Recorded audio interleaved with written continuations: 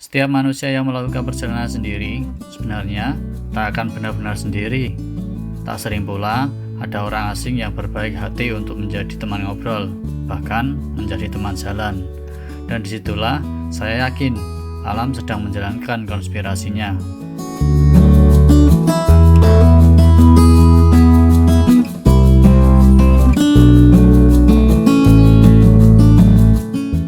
Video kali ini adalah lanjutan dari video yang kemarin dalam edisi sendiri. Setelah beristirahat di pinggir danau yang tepatnya berbentuk salju, akhirnya saya melanjutkan perjalanan yang menurut peta sampai di atas hanya sekitar 3 jam lagi.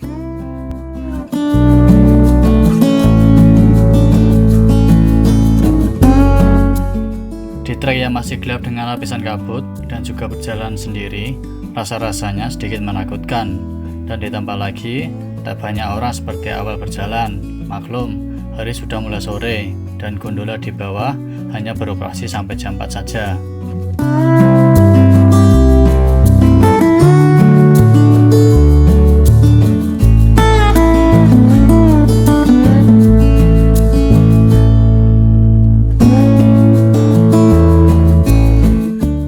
Kali ini, batu-batuan tajam mulai menghadang dan kaki harus pintar-pintar memilih jalan yang nyaman dan juga kokoh untuk menjadi pijakan.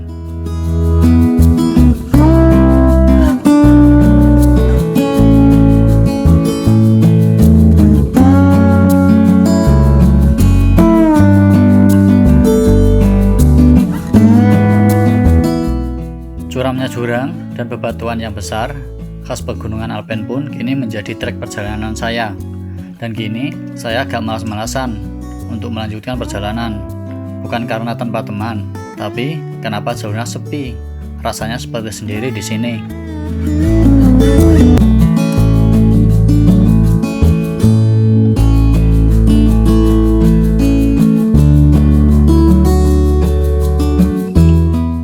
Andai saja pun saya tak melanjutkan perjalanan, mungkin saya akan mencari tempat yang sedikit luas untuk mendirikan tenda. Karena jikalau ingin turun pun tidak mungkin, gondola sudah tak beroperasi.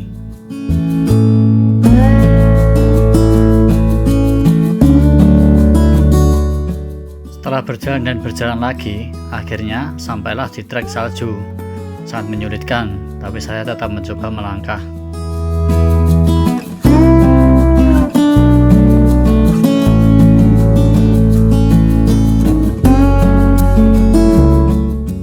Tepat di ketinggian 2200 mdpl, pemandangan yang tadinya hanya kabut kini membuka.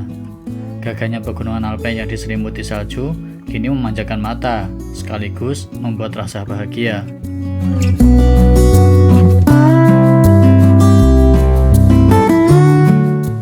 Dan sekarang punggungan bukit pun menjadi trek kali ini. Dan pasti konsentrasi harus tetap terjaga, jangan sampai lengah.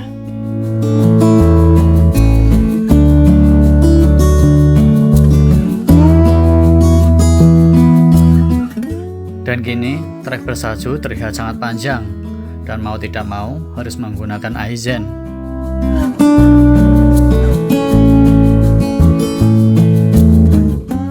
Karena sudah mulai bersalju, kita harus memakai ini. Ini cara memakainya seperti ini.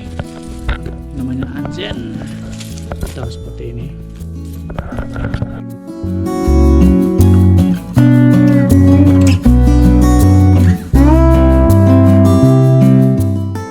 Setelah memakai Aizen, akhirnya saya melanjutkan perjalanan. Tadi sangka tadinya trek bersalju sangat membuat saya cepat capek. Trek yang kemungkinan hanya 20 meter saja, saya sering berhenti beristirahat.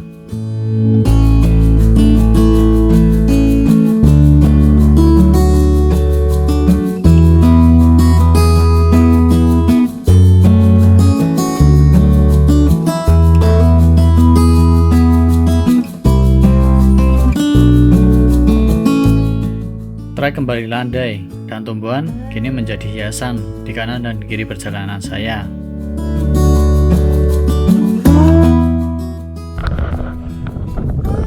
Gimana?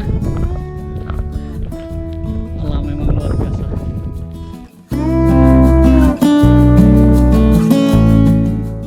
Akhirnya saya menemukan tempat yang sedikit luas, dan di sini bisa untuk mendirikan tenda. Rasa-rasanya saya ingin di sini saja, membuka tenda, dan juga bersantai di sini, tak melanjutkan perjalanan.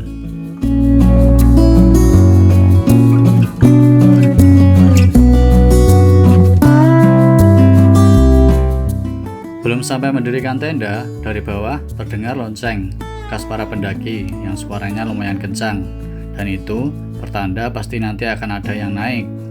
Dan dari itulah saya langsung bangkit dan melanjutkan perjalanan.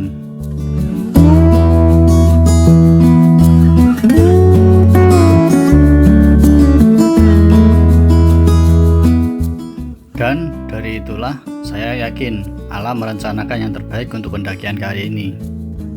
Dan juga Tuhan mengizinkan untuk melihat karyanya yang indah lebih dari ini. Dengan menapaki salju seperti ini, saya sadari trek yang paling menyebalkan dan menguras energi yaitu salju. Yang tadinya mendaki jarang minum, kini sebentar-sebentar berhenti untuk minum.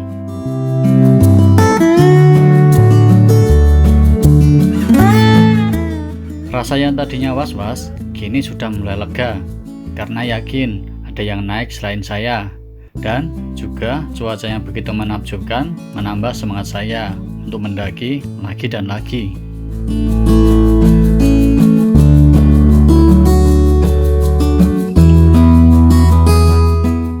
Di ketinggian ini ada suara notifikasi handphone masuk.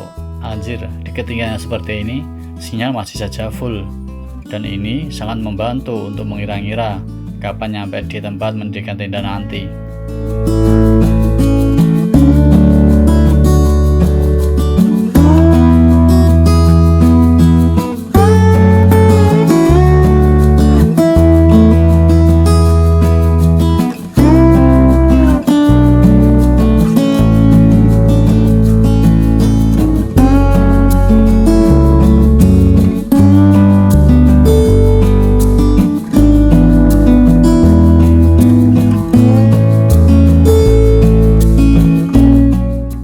Ditemani langit yang mulai menampakkan indahnya, akhirnya sampailah di pondokan di tempat ngecamp nanti.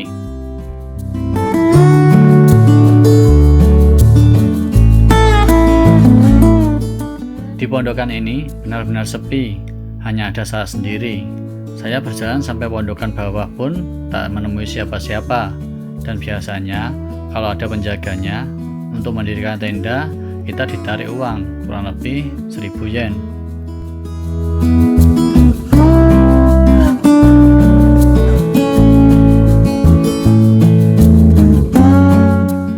Akhirnya, dua pendaki itu sampailah juga di pondokan. Sembari menikmati sang jingga, saya mencoba ngobrol. Ternyata mereka adalah konten kreator juga, bahkan subscribernya sudah banyak. Mereka mengenalkan diri bahwa sebenarnya mereka orang Cina yang menempuh pendidikan di Jepang, dan perkuliahan yang mereka ambil di jurusan videografi. Pantas saja perlengkapan yang di tangannya dan juga tas cincinnya begitu lengkap.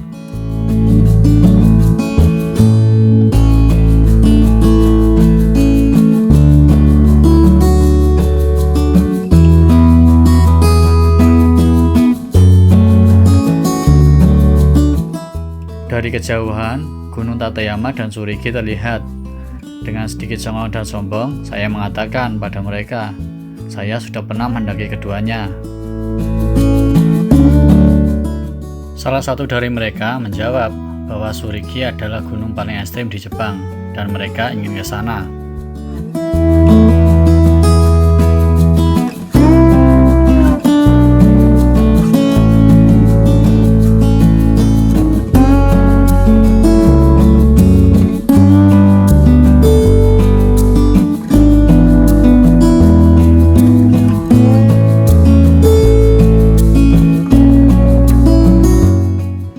Kemudian salah satu dari mereka mengajakku untuk menaiki bukit untuk melihat indahnya suguhan Tuhan yang sangat mempesona, dan yang satunya sibuk menerbangkan drone.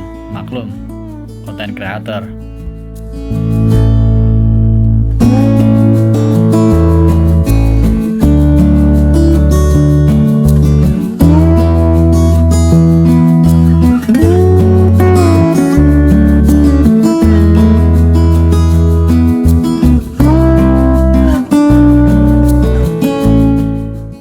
Karamazhu belum berhenti menampakkan indahnya.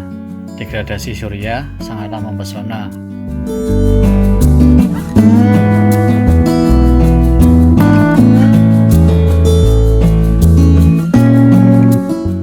Ditemani terbitnya sang fajar, saya melanjutkan perjalanan menuju puncak yang sekiranya hanya 30 menit.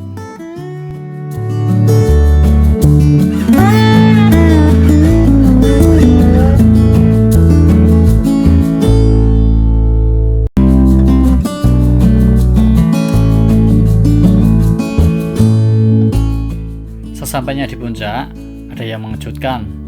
Tadi sangka tadinya ada orang yang di sana, bahkan mendirikan tenda di pinggir jurang. Dan ini sungguh wow.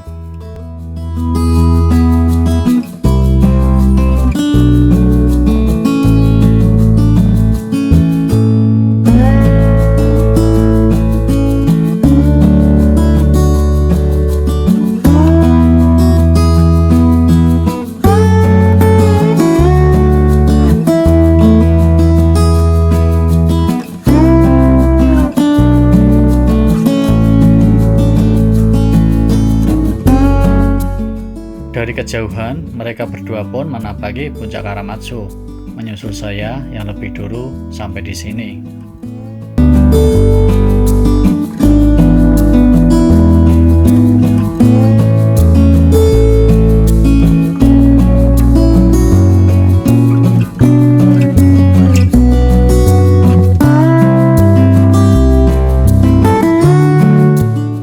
Setelah sampai di puncak, akhirnya saya turun lebih awal karena saya takut turun kesiangan. Dan kemudian pamit kepada mereka berdua.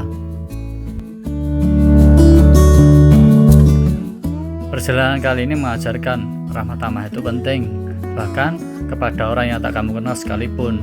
Karena di balik ramah tamah yang kau berikan akan ada kebaikan yang tak terduga. Jangan takut untuk sendiri, pasti ada orang baik yang akan menjadi kawanmu. Dan itulah rencana dari Tuhan yang tak kamu ketahui.